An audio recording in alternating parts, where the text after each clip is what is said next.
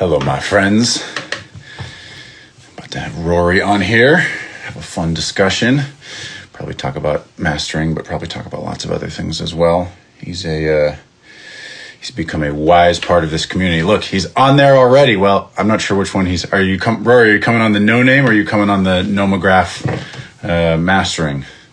We'll see what he comes on with. How's everybody doing today? Damn, bunch of people popping on. See some of the Discord crew. What's up?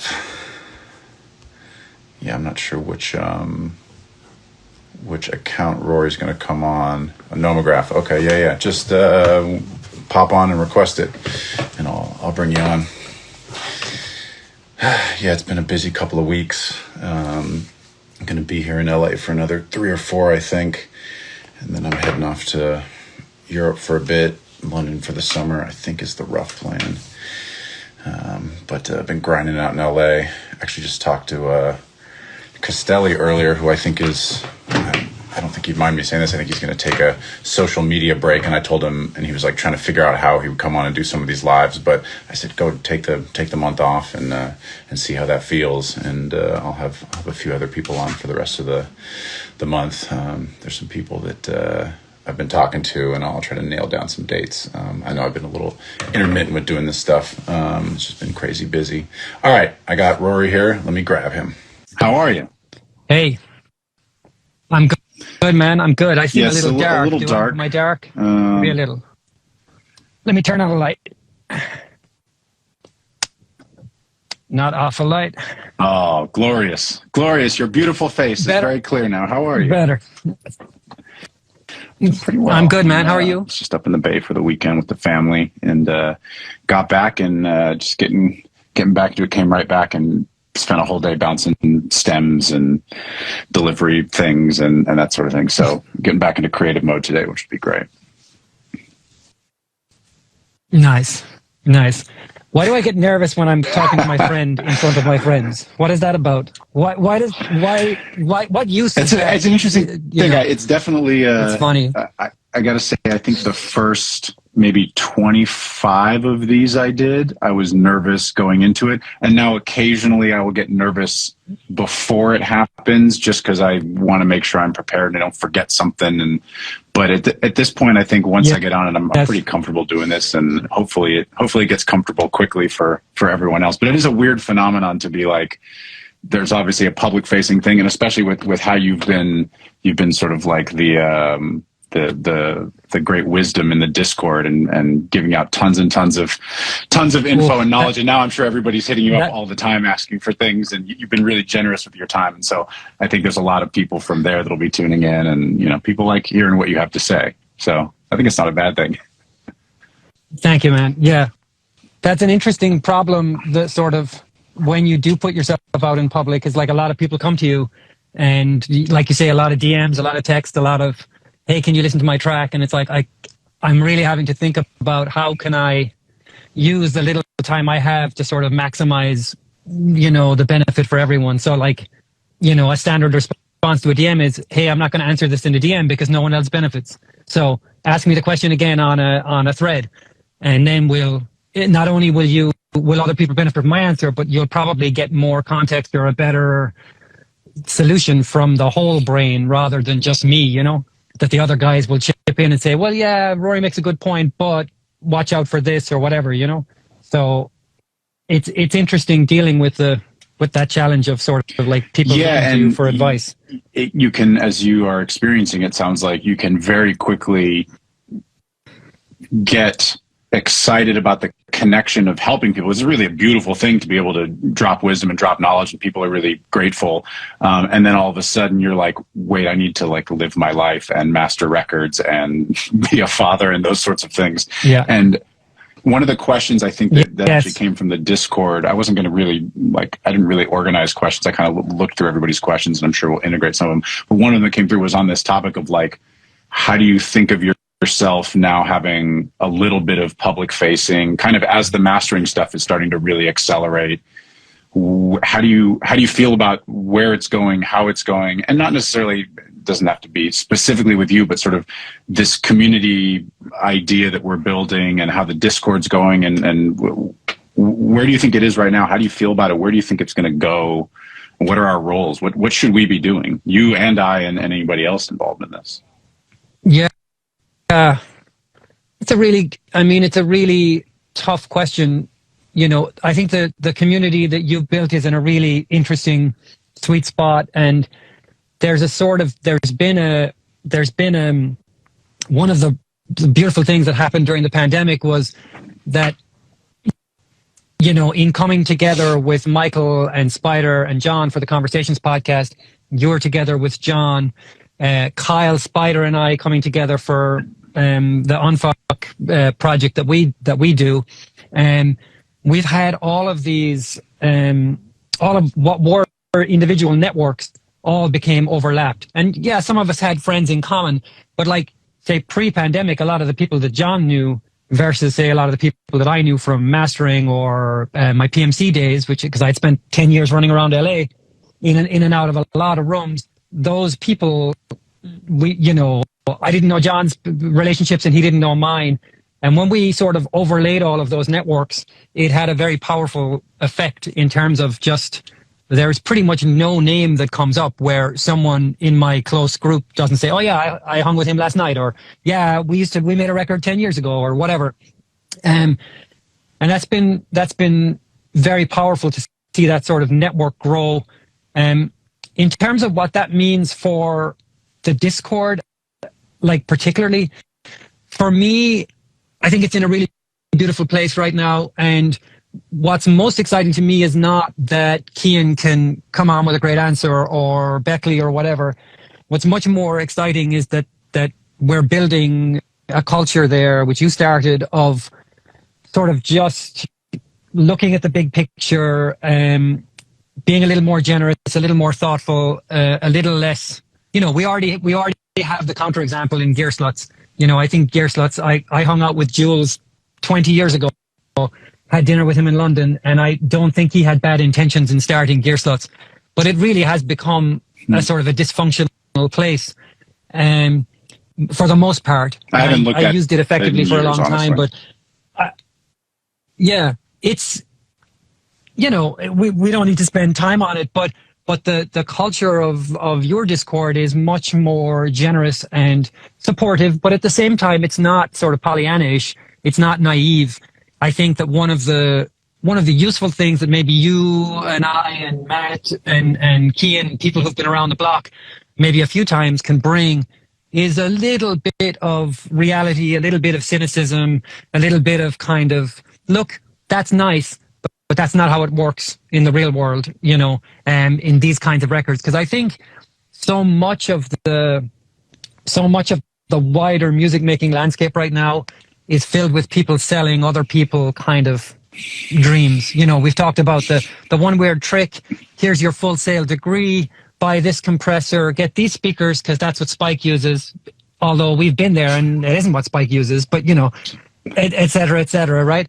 So I think a little bit of like, look, you're dreaming of faraway fields. You're thinking like, one day I'm going to get in the studio and it's going to be like this. And in some ways, what you're thinking about is it's much better than you imagine. It's much cooler. The people are funnier. They're smarter, and they're more talented than you can possibly believe. But in another way, most of these, like, there's an idea I think a lot of people have, and it's something I want to touch on today, that we graduate out of struggle, or we graduate out of sort of things being difficult.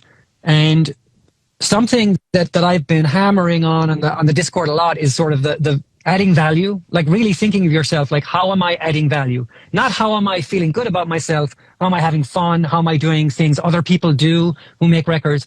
How am I in this situation adding value? And it may just be that the most valuable thing you do in a session is take the trash out. Quite literally, the trash can is overflowing. They're working on a beat. You're sitting there. Take the fucking trash out of the room, like, or get waters for people, Sometimes it's that simple. Like, how do we add value? And I think when I think about what it's like to be in some of the bigger rooms that I've been in town or work on bigger projects, the idea that a lot of people have when you're starting out or in the middle of your journey is like, oh, one day I'm going to get to be Serban and everything is easy. The files just land on my desk and they're amazing because Max Martin produced them, and there's no struggle and there's no grind, and I just sort of phone it in and cash my 10K check and away we go. And what you realize when you make a little bit of progress is that, look, the way you add value is by doing hard things that other people either can't do or won't do or don't know how to do or can't do in good spirits. And you'll always be at your limit. If you're any good at this, if you care about it, you'll always be like, mastering for me now is just as difficult as it was 10 years ago, but I'm doing different levels of projects. And in 10 years, I hope I'll be doing a higher level again or more of them or whatever. But it's still difficult. It's not like, there's no like, oh, come in, phone it in, you know, knock it out in 3 hours, boom, drive my Porsche. It doesn't work like that. And all of the bigger rooms I've been in town, those people are working really fucking hard. You know, the smart people I've been around, the mixers or the producers or the artists, when you see how focused they are and how hard they work, there's no graduating. And if that sounds negative, it's not. It's the opposite. It's like get out of the idea that, look, I'm going to work hard now and be on the beach later. It's like, no, I'm going to do what I love now and do what I love later with more talented people. You know, it's like I think so much of what I'm about right now is trying to inject some of these conversations into the space, you know, of like the mindset stuff, because that's what's really been the most effective for me in the last few years in terms of making a difference, not some new plugin or speakers or something, you know. So I don't know. I've touched a lot of stuff. There's a lot of ways to go. I mean, when you first started talking about it, it made me think of a session I had last week with a couple of amazing collaborators here, and I was really spearheading the sessions. They're here at my studio. I curated them how I wanted, and there were significant parts of both days where I was getting water and tea for people because they were on a thing. Everybody came here, and there were times when I was deeply participating in here's a chorus idea and here's how it should sound, and then there's other times where they're on a thing and I'm going to get in where I fit in and just add value. And it happens at every level, like you said. And I think it becomes, you know, when you read or listen to interviews with people like Rick Rubin, or you watch clips of someone like Benny Blanco or some of these other folks where they occasionally get criticized for not actually doing anything, I think it's sort of exactly what we're talking about, where they're the people in the studio who inspire and help make things happen and add value in a way that is not really sellable. And that was sort of to your point too, that there's a lot of sales going on with online discourse around record making, because, you know, you can't, it's rare to give out a lot of information. It's part of what we're trying to do is declaring very early on, I'm not going to monetize this. I'm going to do this on my time because I really want it to feel useful first. Anytime profit motive comes in, it seems to dilute information. People need to put out really consistent content. You got to have 2 or 3 a week or 2 or 3 a day or whatever the algorithms are supporting. Yeah. And you're right that it seems like it's really easy to sell this plugin, this technique. Hey, look at this. And it's harder to sell the add value and love what you do and pursue it in a singular way. I like the idea of trying to build that conversation more in more places, and the Discord is a really nice spot. And obviously these conversations get out in a few different forms to people, and there's, you know, a few thousand people that check them out. I'm curious if there's more things we can do. I know there's been, we did one like round table last year with a bunch of people, and that seemed like an interesting, useful thing. Obviously, I know you guys did the conversations for a long time, the podcast, and just did a reunion. By the way, when is that coming out? Do you know? We were just jamming on it before I jumped on. We're waiting for the edited, you know, mixed version to come back, which I guess will be the next couple of days. So I think we'll probably drop it at the weekend. Something like that, but in the next week for sure. It was a lot of fun getting back on with the guys. It was an interesting in that situation, we'd done 45 episodes. There was zero nerves, just like sit at the table, and it was like, riding a bike. It really felt comfortable. Really fun to have. Yeah, that's great. Well, I can't wait to listen. I was in a session when it was happening, but things like that where you get different groups of people together to talk. Maybe there's some sort of live stuff we can do. I don't know. I mean, I like what you said about connecting worlds. That seems like a really powerful thing. So there's like levels to this. There's like the current working community and how we're connected interpersonally to it. There's more like the global / online community that are connected, Instagram friends, DMing on Discord, these sort of things. And then there's sort of like the greater audience that connects to it. I kind of try to think about it in all three of those layers when we're doing this stuff. Do you find it, I don't know, do you find it interesting and fulfilling for you to be on the Discord more than the conversations? It seems like you've really gone deep on the Discord stuff, or maybe it's just sort of a function of time. I basically want to have these conversations out loud because I like the discussions on the Discord and the moderator room, that sort of thing, about other ways that we can connect and how to provide the most value, how to use our leverage in our platforms to just get more good information out there. Yeah, no, I think that's a really good conversation, and it's what I've been thinking a lot about, because the Discord for me started as, look, I'm going to turn my Instagram time and my Twitter time into something useful, and it's been a really good. I've benefited enormously from having to distill my ideas into short form, or my thoughts, and my thoughts are getting better, my writing is getting better. I can make a difference quicker and be clearer now than I could 2 or 3 months ago, and that's very beneficial to me. And it's obviously a place where good people are asking questions, so I want to be there. In terms of like the conversations thing was different to Discord. One of the reasons that conversation sort of stopped was the time commitment was intense. For me, it was about 7 or 8 hours a week, in terms of getting down to John's, setting up, recording, getting home, and then doing like show notes and upload of the podcast. We each had different responsibilities, and I don't have 7 or 8 hours a week anymore. Now, what I do have is people who will help with that stuff, and people who've offered, like you have, and that's something that will probably, whatever the next thing is that I do with the guys, I'll be leaning on that a lot more. I love the idea of live events. I think there's something really powerful about having people in the room, and I would love to get a couple of hundred people together for something. I don't know what that would be or where it would be, but there's something very human about getting people in the room and discovering things together in a physical space. The sort of electrical connection that happens between people under one roof. It's different to Discord. And one of the things that I'm proudest of in all of the stuff that we've done is I love seeing people who were individual nodes on our respective networks. Like, the guy who followed Matt and the guy who I met tuning his room 9 years ago for PMC, they're now friends because they both found something they love together. It's like, I follow Matt. Do you follow Matt? They're jamming in the chat right below us right now.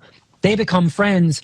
And you kind of realize, wait, how does this guy from Nashville know this guy that I know in Atlanta? And it's like, because of this community, right? And that's really, really powerful. But getting those guys under one roof sometime, and girls starting new relationships, like that's something that I would aspire to. And for me, something that we had a thread recently where Austin asked about moving to LA, and I don't know if you saw it. It was a really good thread. So Austin on the Discord was saying, "Hey, I'm thinking of the LA move. Like, talk to me about it." And we all chipped in, and I wrote some stuff, and people liked it. And someone said, "You should write a book." And to me, it was like just made me almost sick. Like, I was queasy when I read it. It was like, oh my God, that sounds awful, and intimidating. And how would I write a book? And what if my ideas are shit? And it was really funny because one of the things we've often talked about with John and with younger clients is, look, when you get afraid like that, that's a good sign. That's where you want to be. When you get sort of uncomfortable and nervous, and when you're on the edge of your ability, that's an exciting place to be. So I think just like globally, I'm leaning into that and kind of going, well, look, I know a bit about this very narrow vein of stuff, and I'm going to share it, and I'm going to try and encourage people to do the same. And if that makes me uncomfortable, then maybe there's some growth there, maybe there's something good comes out of that for me and for everyone else. I agree too that there, and obviously we've talked about it in the Discord, and we'll move on from the Discord discussion because I know people can join there and check it out. But the idea of if not codifying, then just laying out various things that get asked a lot, where there's, if not a consensus, a few people with a few different opinions on topics that get asked a lot. Because at this point, when I do a live with John, ask people for questions, and it's a lot of the same questions. And oftentimes I will point people to the YouTube Clips channel, where you can search for things, and there's lots of things that we discuss, or I'll point people to the Discord. Oftentimes people ask me things like, hey, what microphone should I get? And I say, I have ideas, but the Discord will be better for you. Go on there and be kind and be a friend, and go in there and ask questions, and people will be there to help you. But it would be great to have, and we've talked to Bradley, who, Slow Hand Sound here, who takes the show notes and is a big part of the Discord, talking about how we can create sort of a knowledge base or a wiki or something like that. So that's definitely a future thing for us. I would certainly read any book that you decide to write, and be down to help with that. It's interesting. We were jamming on the podcast the other night with Michael. Michael is writing a book, and we were talking about the importance of modeling behavior. And I was just saying, if you finish your book, there's a much better chance that I'll write a book. Right now, there's like 0.001% chance that I'll write a book. But if Michael finishes his book, that might go to 0.002% of a chance, because, hey, my homie just wrote a book, and maybe I could write a book, So it's funny how uncomfortable it makes me feel, and just like culturally where I come from, it's like, you don't write books. You don't put your head above the parapet in that way. Just be cool. Don't be drawing attention to yourself. But yeah, the importance of someone like Michael doing something, and he talked at length about that, about his merch line and stuff that he's doing, and how it gives other people permission to try stuff and to do stuff. And I think that's an important role we can all play at any level, that we, by doing stuff and talking about it in hopefully a non egotistical kind of way, where you can say, hey, I did this, I won here, I lost here, I had this challenge, I tried this and it didn't work, that other people will be like, okay, maybe I can try too. Maybe I can record a choir, or maybe I can, record a live drum kit, even though I've been a producer making beats, that, okay, I don't have Ocean Way and I don't have, C12s or whatever, but maybe I can do it too, because you did it in a bedroom and you make records, so maybe I can, So that's an important role I think that we can all play, I totally whatever agree. the community. Well, let's there's a lot of ways. I kind of love leaving conversations with you freeform generally, but now that we're doing a second one of these, it's fun to do this live. There's a lot of things that you and I have discussed offline, online, in various forms online. I'm curious what's going through your brain as regards mastering and the stuff you're working on now. Again, it seems like things are accelerating appropriately. Your work is very good. You've talked about what that means to do good work and how you spend your time. You talked about that Discord a bit. It might be interesting to get into that. It also might be interesting to talk about Atmos. I know you and I said that we would probably talk about it offline first before online, so we can save that if need be. But I know you have lots of thoughts. Yes. And as with many topics, as regards you have nuanced thoughts, and you're not going to come out and say this sucks, this is great, etc. But for the most part, but I'm always interested. I'm always interested in your thoughts on so I don't know. Either of those topics seem interesting to you? The Atmos thing, I think I will probably leave aside for now, I've just started doing some stuff in Atmos. I've sort of faced, so I've been very negative on Atmos from the start. And part of the reason is that I was there when it was sort of conceived. I was early and around Capital a bunch when the idea of Atmos Music was coming together, and the initial partnership with UMG. And I saw a lot of sort of how it went together, and there was a lot of goodwill and a lot of effort, but there's a lot about it technically from an engineering point of view that I really, really dislike. I think it's a very compromised format and a very compromised tool set, and I think it's being sold, you know, fairly disingenuously as sort of one mix to rule them all, which just isn't viable. I think what I will say about Atmos is that I think immersive audio, you know, audio with directionality, with you know, a 360-degree sort of sphere instead of just left and right, immersive audio is inevitable. I think it's going to be far more, once we move to a sort of an AR, VR sort of paradigm, which, you know, will happen in the next 10 years, being able to localize sound in 360, you know, degrees, like in a full sphere, will be important. But what we will find, I think, is that yes, we need to be able to, for a video game or for a movie, have a creaky door open behind us when we're watching a horror movie, or for some VR experience that I can't imagine yet. We will need to be able to put sounds behind us. But as humans, we mostly want sounds to come, you know, from in front of us. And if a loud sound happens behind you, you turn around to meet it as a human.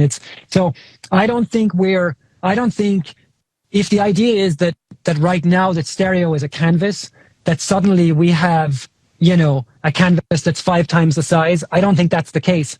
I think we have, Atmos is a canvas with wings. You know, it's a little bit wider. Maybe it's a triptych, maybe at best, you know, but it's not, I don't think it's nearly as paradigm shifting as maybe people are saying. So what I've been saying to people is, look, immersive audio is inevitable. And I think we're going to be living in a much more headphone-centric future. And that's something that maybe we can talk about. My opinions about it generally, unless you're about to spend $100K on an Atmos rig, are probably not that useful for most people. I think that there is a lot of people are worried that they're going to miss the boat, you know, that they're like, oh, if I don't get in on Atmos, you know, this will happen. And in truth, for me, the reason that I've started doing some Atmos stuff, even though I don't really like the format and I think the tools are very compromised, and I think the sort of reality of how it meets listeners' ears is very compromised, you know, in spatial and on Amazon and things like that. Part of the reason I've done some projects recently is because I can't say no anymore to major labels who are looking for, you know, something that I've tried to explain to people is people at labels, they're good-hearted people who love music, but mostly they're moving projects across their desk. They have a million moving parts that we don't see. So in my mind, it's like record in, master, record out. In their mind, there's 20 records ongoing. The producer has just, you know, gone bankrupt on one of them. The studio is on fire on the other. The other one, they've lost the hard drives. The other one, they're 6 months late and they're 100K over budget.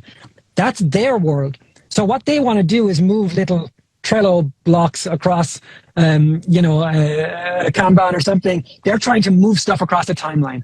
And in that, I need to be the guy who says, give me your problem. I will give you a solution. Tuesday by 5 p.m., I'll have masters back to you. And they're saying, can you do Atmos? And I'm like, yes. Do I want to do Atmos? Not really. Is it technically a challenge? Yes. But do I need to be able to say yes and solve their problems? I do, because I need to support them in their goals, and they'll go to a girl or a guy who can solve their problems if I can't. You know, I don't want to be the guy, you know, who's like, well, yeah, I do entrees, but I don't sell dessert. Or yeah, you know, we have burgers, but we don't have beer. It's like, come on, just give me a meal. Give me a whole package here, you know? So I don't know if that answers your question on the Atmos side. I'm not excited about it. I think it's very flawed technically, and I think most of the conversation around it is deeply flawed. And I think a big part of that is because the conversation around it is being led by either people without much experience who think it's the next big thing, or people who are on the other side of the best part of their career who are looking to stay relevant. And I don't say that in an unkind way, but when I look at the people who've gone deep on Atmos, it's people on either side of the curve, either people who haven't ascended yet or people who are on the backside of their career.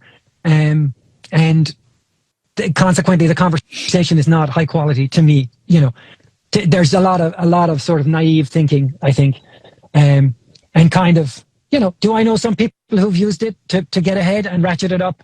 Stuff, definitely.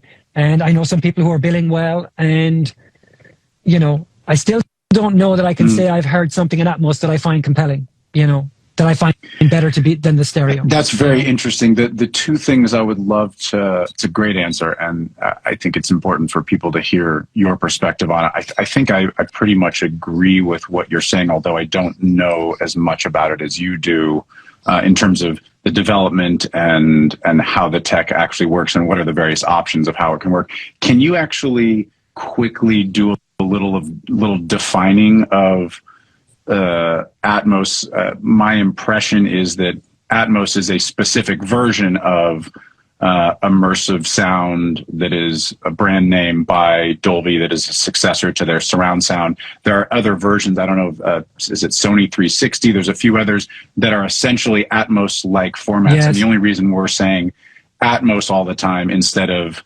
3D immersive format is because that is the name that that Apple is using to then render their spatial audio.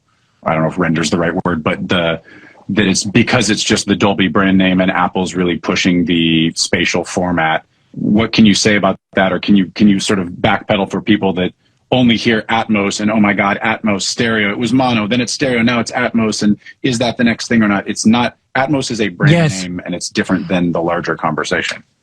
Yeah. Atmos is a kind of a specific recipe, if you like, for immersive audio. And the big thing that makes Atmos sort of different to how we've conceived surround sound before is that it's object-based. So what that means is that you place things in a 360-degree space. So let's just say we have a mix with, let's compare two things. So, you know, I lived through the surround craze, the 5.1, 7.1, 9.1, 11.1, all of that. I did lots and lots of that with PMC back in the day. A lot of stuff from movie composers and whatnot. With a surround mix, old school surround, you point, let's say if we have one element, we have a guitar, and we want to put it in the room. You point it at a specific speaker, or you pan it between them. So you go, let's say if I wanted to my right, I would put it between the front right speaker and the rear right speaker. That's how I would get it I would create a phantom image, and I would pan it between basically two discrete outputs. Atmos is different in that you put an object into a 360, not quite 360, but you know, the hemisphere space. You put an object somewhere in the space, and that can be replayed on different scale systems. So you can take an Atmos mix in theory from sort of a small multi-speaker setup to an arena level multi-speaker setup, and the renderer takes the location information, because I'm not telling it which speaker to come out of, I'm telling it where in space I want it to be, and it renders that to whatever array of speakers you have, including potentially binaural. I'm talking about translation, basically. That this is an update of surround, which is specific to a certain number of speakers, 5.1, 7.1, the one being a sub, but Atmos is like a virtual room that you can place things in, and then that will translate to various types of speaker setups and configurations. Exactly. So what Atmos does, what the renderer does, is it takes that location sort of metadata and it renders it on your playback system. So the idea is that we create an experience where we sort of imagine what it will be like to be in this immersive space, and then the technology that we have available to us will render it as well as possible. And that might be a 200 speaker array in an arena, or it might be just a pair of headphones, you know, watching a show or listening to a record. So that's the promise. You know, how successful it is, they've kind of tried to sell for a while that it's the idea that it's one mix to rule them all. You know, you can just make you do an Atmos mix, and it can be spatial, you know, it can be different things, it can be binaural format, it can be all kinds of different things. But you do the one Atmos, and then it translates. Yeah, that's the promise, but that hasn't been realized yet. And honestly, I think it's unlikely that it will be realized with that technology. You know, so yeah. It's very challenging, you know, the way stuff falls down to spatial, the way it falls down to binaural, to stereo, even to different configurations, even the difference between a 7.1 and a 9.1 playback, it's not elegant at all, and it's not, mostly just doesn't sound very good, honestly. Yeah, I'm pretty circumspect. And the big thing that people are debating, or not even debating, but just remains to be seen, is whether the 2-speaker headphone version of Atmos, which Apple calls spatial, and there's different versions of it, will that somehow be important or replace stereo or something like that? And it certainly seems to be pushed and marketed that way. The idea that you would take a surround style mix, an Atmos mix, a 360 mix, whatever, and then turn it into 2 speakers and have that be superior to stereo, I think is something that I'm very skeptical about. I certainly haven't heard spatial mixes by the same person who did the stereo mix, and I go, wow, the spatial's so much better. So that's, I don't know if you have thoughts on that. I assume you're pretty much the same as me, which is haven't heard it yet, not convinced, don't know. Maybe it'll happen, but there's so many technical barriers to that right now. One of the things that people, like one of the problems that I have with Atmos is that people collapse all of the sort of ideas into one. So for example, one of the benefits of Atmos is that it has a strict level guidance. You can't make a mix that's louder than minus 18 LUFS. And that's about 10 dB quieter than a typical modern pop record, which would be minus 8 or minus 7 or something like that. So you have all this headroom. Headroom is nice. You get big low end. It can be cool.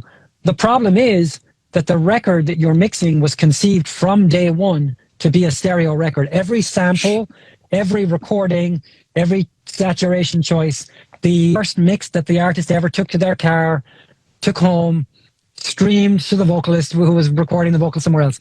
It's all built to make a minus 8 mix. So when you unpack it and make it a minus 18 mix, more records fall apart than benefit. Like, great, if you're doing Diana Krall, you know, beautiful, like knock yourself out, right? But if you live where most of us live and you're making noisy, you know, rap or pop records or R&B or indie rock, the process of taking a record from minus 8, a record that was sort of born, molded as a minus 8 record, and turning it into a minus 18 record, most of them just tend to come apart. They sound like a bunch of bits instead of a record. And the genre where this has been the most obvious to me is like, you know, sort of hip hop and R&B stuff. It's like when you switch between Atmos and spatial and stereo on a pair of AirPod Maxes, like many of the spatial Atmos mixes are unrecognizable. They don't just sound different, they really feel different. They convey a different set of emotions, and that's broken to me, you know? So that extra headroom could be a benefit if we conceived the records from the start as a minus 18 record. If we built it and arranged it and made our sound choices and lived in the immersive world. And I think in time we will. But again, I don't think that it's this crazy panoramic canvas. I think that we're going to live with most of the information in front of us because that's what humans want. You know, I think yeah. I mean, and then the other big, and we could really get in the weeds with it, you know, but the other area that does not get enough attention at all is the HRTF. What is that? So what is the HRTF? I don't know if there's a quick way to do this, and we could really get in the weeds. So HRTF stands for head-related transfer function. And what it is, so what, I'll try and summarize it, and I wasn't prepared for this, but we'll wing it. So every single one of us has a different physiology. We're a different shape, right? And what happens is that, so the classic example that I give when I talk about HRTF is Dale, who masters for John. I don't know if you've had Dale on. Dale is a giant man. He is built like a truck. Dale's arms look like my legs, right? He's got enormous broad shoulders. He's got a big head. He's a big physical dude, right? Dale masters in Atmos. And my daughter, who is 11 and skinny and, has an entirely different physiology, listens on my AirPod Maxes, right? So we have the masterer and this is no shade on Dale. I'm just using him as an example, right? Now, why HRTF matters is because when we listen to stereo audio, and I'm simplifying this greatly, so anyone who wants to pick bones can. But when we listen to audio, what happens from birth as we grow is that our brain learns to decode the information based on our physiology. So, what is hearing for? It's not for listening to SZA. It's for, finding food, finding mates, avoiding predators, right? As we evolved, right? As we were selected. So our hearing, if our brain adapts to our unique physiology. So why does that matter? So I'm sitting in the studio right now. Sound that comes from the right speaker goes past so it goes into my right ear unimpeded, right? But it goes into the shape of my ear. But it goes past my fairly large nose, around my fairly narrow head, and meets my left ear too. And the same happens this way. What that does to the sound is different for each one of us. Broad shoulders, and how your hearing has developed over the years, based on your physiology as well. So the way that I simplify this, and it's a bit too reductive, but imagine that a sound comes towards my head. It is encoded with coloration by my physiology. It changes the sound, right? So the sound is perfect. It meets my body and it changes. And then it is decoded by my brain. My brain knows my body and it presents a sonic image to me that can keep me fed, find me a partner, and keep me from dying, right? So that's cool. On speakers, so you and I go in a studio. You come in here right now. I play a mix. It comes out of the perfect speakers in the perfect room. It's encoded and decoded in your brain. It's encoded and decoded in my brain. Okay, great. Now, what happens when we work on headphones, and particularly when we work in Atmos or immersive formats? We bypass our physiology. We pipe the information straight into our ear hole, right? So the only thing that's left is the shape of our ear canal, which can be larger or smaller, longer, shorter. But everything else, the shape of my pinnae, my earlobes, my hair, the density of your that happens body, from everything, my head, my shoulders, all of that goes away. So what happens is we now have no encoding, but the decoding still happens. My brain is still actively decoding the way it has done since I was born, right? Okay. In stereo, that matters. And what you'll find is that mostly records mixed on speakers translate well to headphones. Records mixed on headphones translate so-so to speakers. And there's reasons for that. The HRTF is one of them.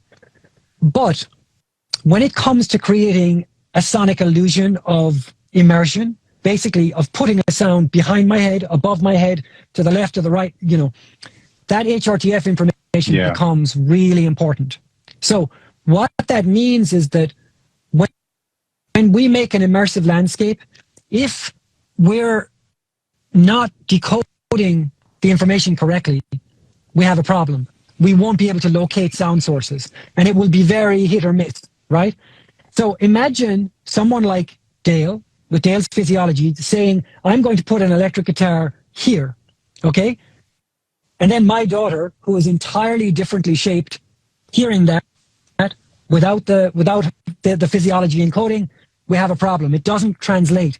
So that's one of the reasons why Atmos is so hit or miss, because the experience of receiving it is somewhat broken because of this HRTF thing. Now, there is a solution, and this is where we will end up, is that you can basically,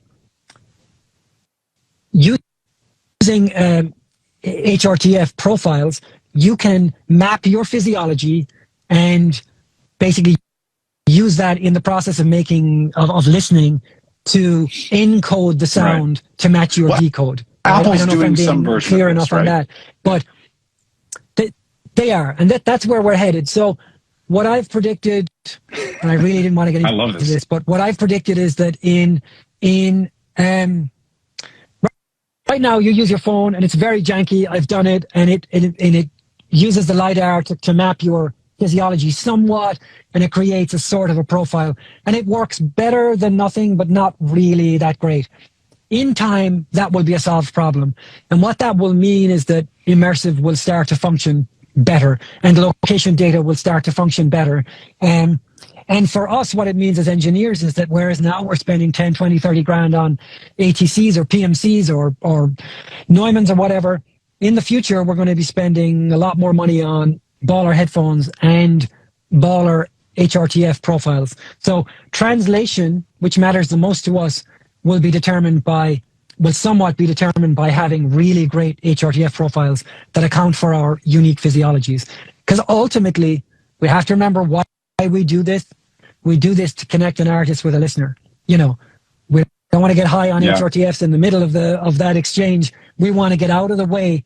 We want, if an artist wants a feeling and they're feeling it in the studio, we're doing it, we're making it, and they feel it, that's what they want the listener to feel. You're right. So translation matters, not because we're scoring or we're gaining points or we're winning some prize. It matters because the feeling that the artist had in the room needs to get to the listener. And, and when you think about like what that means, it changes because of the different eras of technology, from cassette tape to transistor radio to, vinyl. All of these things had different constraints, and artists and producers and engineers worked within those constraints to convey emotion. And it's no different with Atmos. But the idea that the lid's been blown off, and we can do anything, everything is amazing, we're in this new nirvana, we're not there yet. I think I appreciate immensely the thoughts. I know this will be very useful to people. It also seems like this is the same area of conversation as why it's so much easier to translate with speakers than on headphones. Is there's something about, in my mind, it had a lot to do with just reflections in a room being a part of how we absorb sound, and that's why we don't, when especially you, but anybody is putting a room together, you're not actually trying to eliminate all reflections. There's lots of bouncing and things like that needs to happen with the sound in order to, you don't want it to be so boomy that you can't get clarity in a stereo image, but that's why studios are not anechoic chambers at their best. Yes. And that's fundamental to the design of the room that I get to work in, Dave Collins' room, that Thomas Jean designed. Is, people ask about these diffusers because I'm shit on diffusers all the time when we have conversations. They're there to give the listener psychoacoustic cues to put my hearing system at rest. And when you work on headphones for extended period, you don't get those cues. Your hearing adapts. When you say psychoacoustic cues, you're saying literally the bouncing in the room, you think relaxes your nervous system in some significant way because it feels normal. Well, again, radically simplifying, but go back to why we have ears, right? It's to find food, find mates, avoid danger, predators, right? Our hearing system is looking for information, right? And if it doesn't get information, it turns up the gain. And you'd say, okay, no big deal, turn up the gain, what about it? The problem is it's not a volume knob, or a gain knob, it's a multi-band dynamic, compressor expander. It's a very complicated piece of wetware, right? So what that means is that if you and I, the example I always give when I give people a tour of this room, if you and I had the perfect speaker and the perfect mix, we agree this is perfect reproduction. And we stood outside an anechoic chamber, we listened to it, and we said, this is perfect. It does not get any better, right? If we went and sat in the anechoic chamber for an hour, remove all feedback from our hearing system, our brains will start turning up the gain, the multiband dynamic expander, our hearing response changes.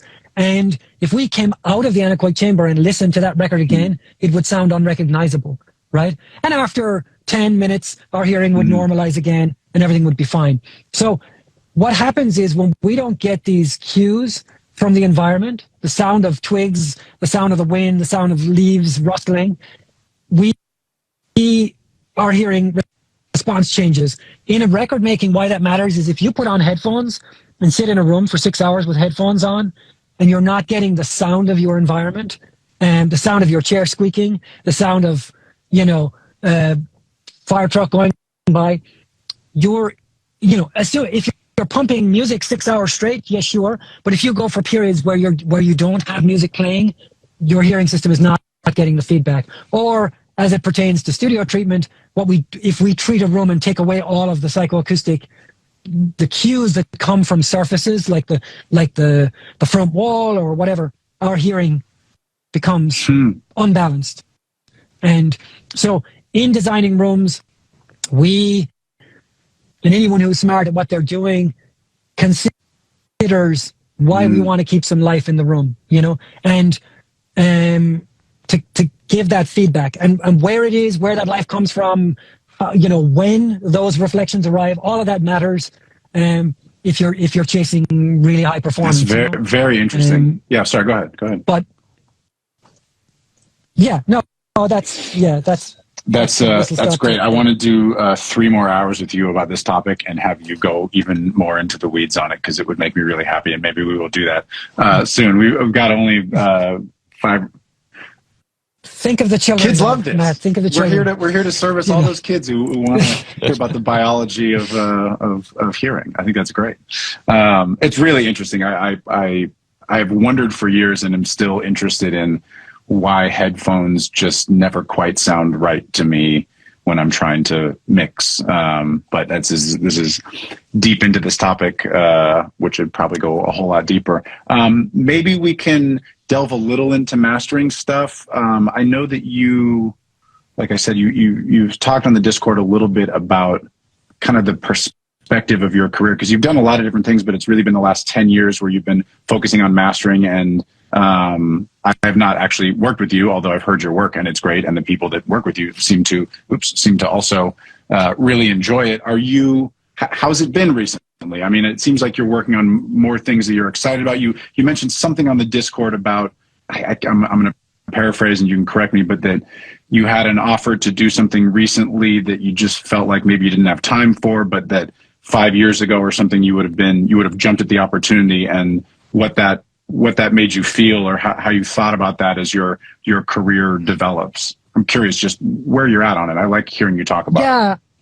Well, I think that particular story was just kind of how something had come in, an email, and the record, I just did it this morning. It literally was still printing while we jumped on. But I had an offer to do a record. An email came in about a record from a band that I love, and email comes in. I respond, yeah, hey, can we do this? Like, loop in my manager, boom, let's go. Yeah, it'll be, 2 weeks, whatever. And turned around, went right back to working on the record. And the way I noted it on the Discord, it was like, even 3 years ago, that email coming in would have been a big deal to me. Like, that band working on that record. And there's a kind of a normalization that happens as you work on bigger projects where it like becomes the norm, and it should. But also it's important to remember that, like, wow, that's cool. Like, that's great that I get to work on that record. And and to remember to kind of like be grateful and to enjoy it and to sort of note progress, you know. Because of where we started in the conversation, I'm at my limits now, the same way I was 5 years ago, the same way I was 10 years ago. My limits are different. My limits 10 years ago were like, how do I make shit sound as good as the records that I love, right? I don't know how to do that, right? I don't know, when I hear a record that I love, I don't know how much mastering had to do with that. I don't know, is it because of their speakers that I don't have? Is it because of do they have some secret EQ that I don't know about? Is there one weird trick? And over those 10 years, I mean, I've been mastering 20 years, but like 10 years, it's all I've been doing. You know, I haven't been recording or mixing or whatever. But over that time, you know, I've tried a lot of stuff and seen a lot of stuff and been in a lot of rooms. And now I know a lot about the sort of mechanics of it. And I think it's important to just, on a given day, I'm struggling with or working on or at my limits with different things now than I was 10 years ago. Like how to keep up with the volume of work or how to organize so many conversations that are happening, you know. I had a situation recently, I had a day which just seemed like it was just endless email. And it was like, wow, I gotta fucking hear a record here at some point in this day. But it was like long conversations, complex conversations, 17 people on copy with labels, and you're kind of going, wow. And at the end of the day, I totaled up the email inbox, and it was 110, something like that, emails specifically related to mastering. 110 incoming emails that needed to be responded to. And I, for fun, I decided to compare that with the same day last year. And it was 10 emails on the same day last year. And a big part of that is the transition from going from more independent work to more label work, and just the amount of admin and people that are on label threads. So I had a record recently that I did that came out, really cool artist. The first email thread had 17 people on it. And every time there was a question, new people were added. Oh, that's James in production. Oh, that's Marcy in marketing. Boom, boom. And, you know, it's just a different paradigm. So for me, I'm working on the things that are challenging me now are different than they were 3 years ago, 5 years ago, 9 years ago, you know, but I'm still challenged. And I think, you know, as you go through your career, that's how it stays. You know, I don't know people who are working at a high level who aren't. Yeah, I totally agree. Well, it's been about an hour. Can I steal another few minutes of your time and ask you one more question? I love asking, of course, mastering engineers, especially this question, because it's always interesting to hear someone who's listened to lots of different records. What are you hearing? What's going on sonically these days? I've had discussions with John and others about brightness, and obviously a lot of the stuff that Tyler Johnson, Kid Harpoon are doing with Harry, with Miley. Some of these things are getting less shiny bright. Are people asking for things louder and softer? Are you noticing any trends in the last 6 months, in the last year, about records that are different than a few years ago? Are people asking for different kind of things or referencing different things? What do things sound like these days? I mean, yeah, if there's a trend, it's that things are a little darker generally. The amount of low end sort of seems to continue going up, really beyond what most genres want or need naturally. But there's just more low end in country records and pop records, and everything. Every jazz records have sort of R&B levels of low end, and that's a challenge because Spotify doesn't really like it, and limiters don't like it, and it's hard. And when it's done really well, it's possible to do.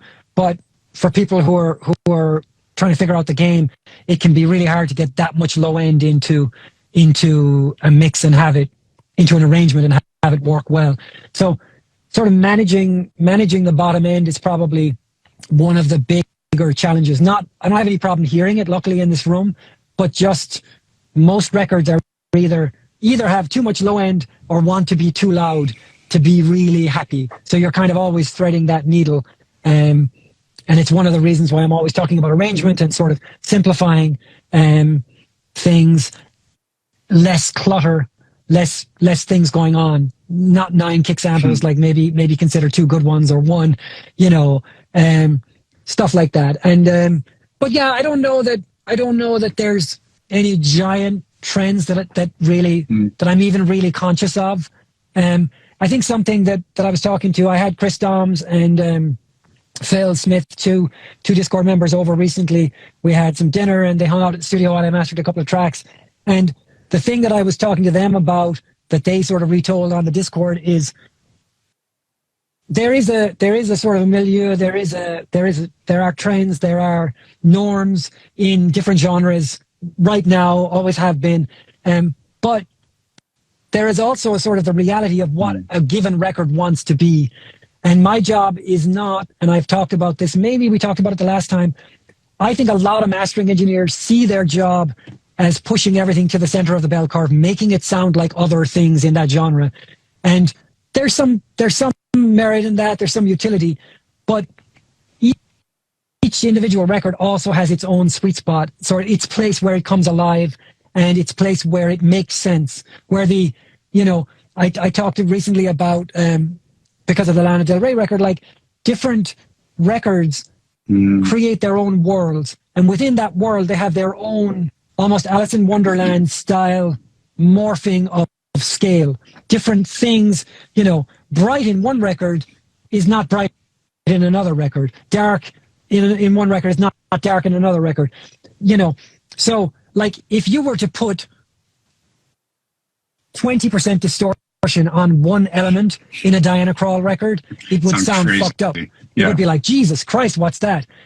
If you were to drop that same sound into a Health record, it would sound like that it was clean. It would, so the context really, really matters. So for me, I won't say I'm paying less attention to the trends, but I'm definitely focused more on what does this record want to be. Like the people who made this record in the room when they made it, they heard a thing. And my assumption is that when I hit spacebar in here, that there's a thing. And if I don't get it when I listen first, I'm like, but it's in there because they heard it before they shipped it to me. There's a thing in here that I can, maybe it's a particular unlock. Maybe there's low mids masking the middle mids. Maybe the high end is distracting me from the groove that they felt.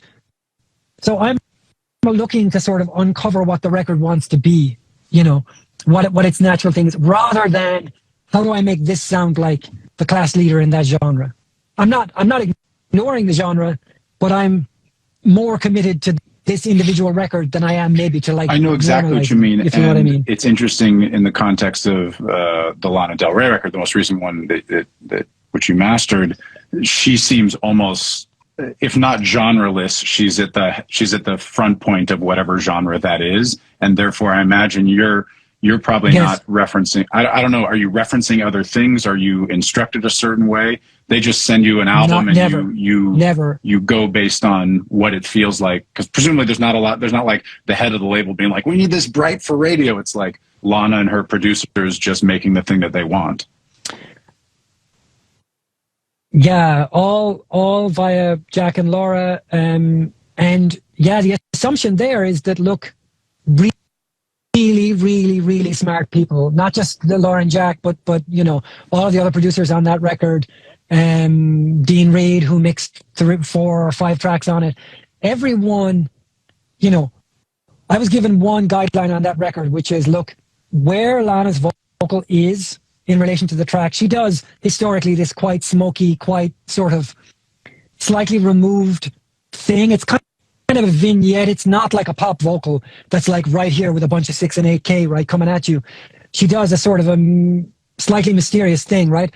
And the one instruction I got was, look, every single where the vocal is in relation to the track is very deliberate. Like down to the word, she's crafted this very particularly. Don't fuck with that. You know, don't like bring a vocal forward. Don't change that relationship. And that was the only guideline I got.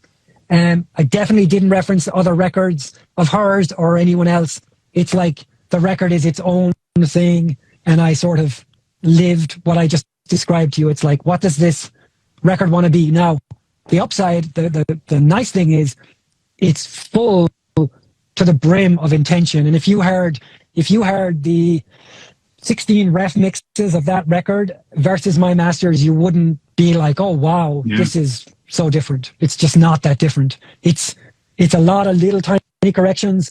The mixes were really good. It's dark. It's dynamic. It's very rich in the mids and the low mids. It's not like a modern pop record. And it's very intentionally crafted. So my job is to like bring that intention home and sort of consider how might this work on Spotify? How will it work with levels, challenges like that?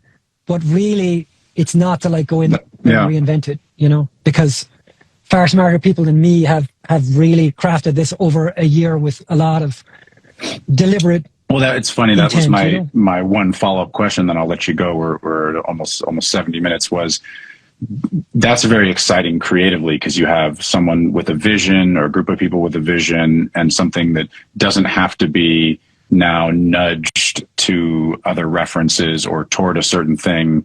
It's making art for its own sake on a pretty fundamental level, but you do have to make it loud enough and competitive to exist in the world. How do you think about how did you deal with loudness, Spotify algorithms, things like that? How'd you do that?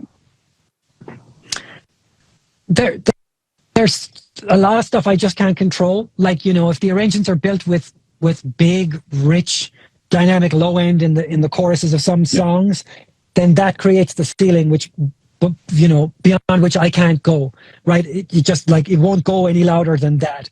So, and then do you go through and find all of those moments? Do you identify, listen to the whole project, you go, here's where the loudness is going to peak and sort of start from there? Or do you?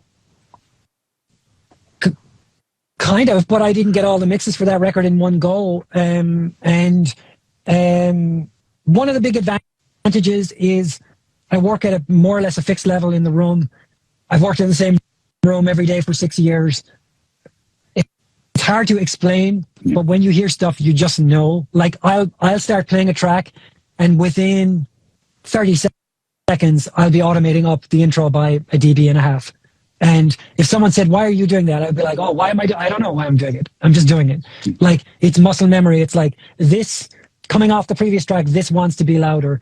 And that's, but again, it's not like I'm doing that because I think, oh, wouldn't it be great if the intro was banging? I'm doing it because the artists and the producer and the engineers and the mixers have all created signposts saying, go this way, do this, make the record feel this way. And I'm just sort of like bringing it home. And if those signposts aren't there, then it's not really ready for mastering. And, and 99% of the time they are. The record sort of tells me what it wants to be. I don't need to try a bunch of random shit. Like, what if this was brighter? What if this was darker? It's like the record tells me. It's all in the DNA, So my job is to sort of be open to that, be aware, but I don't ever reference when I work, And even if the client sends references, if they say like, here are our references for this master, I'll master the record first and then listen to their references. If there's stuff I don't know. Like if they say it's Blink 182, I know what Blink 182 is. But if they link to some obscure Jacques Brel record or something that I don't know, I'm not listening before I master the record, because I want my first pass to be my response to the work that they've made, to the signpost that they've planted, right? And if I'm wrong, if I listen to the Jacques Brel thing after and I go, oh, fuck, wow, okay, wow, shit, this is really different, then that's on me and I go back and do it again.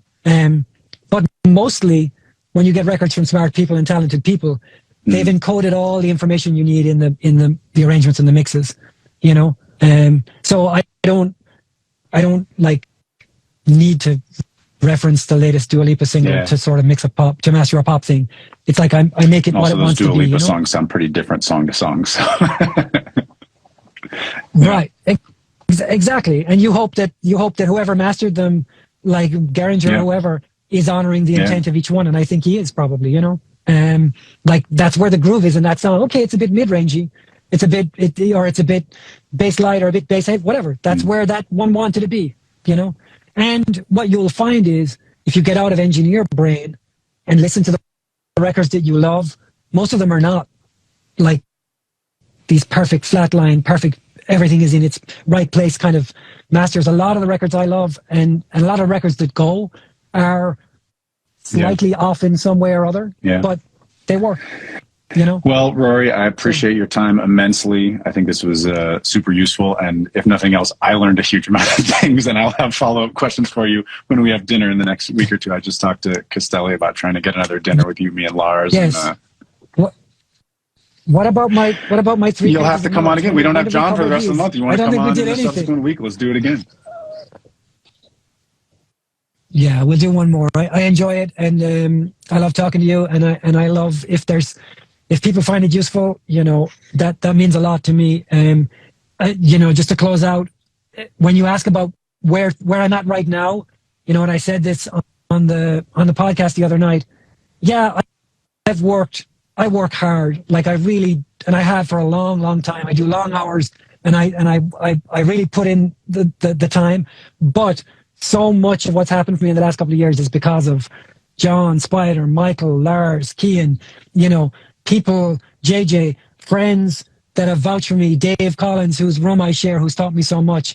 So much of it is about people who've supported me, Laura, you know, bringing me into the fold with Jack, like the trust and the person who led me to Laura, you know, Chris Kasich, like all these friends, all these people who've lent me their trust, right? And if I can pay some of that forward, then it's a beautiful thing, and it's much appreciated by me and by those that receive you paying it forward. So appreciate you. Let's do it again very soon. I'm sure I will see you on the Discord shortly. Thanks, man. Love you, bro. Bye. Thank you so much. Cheers.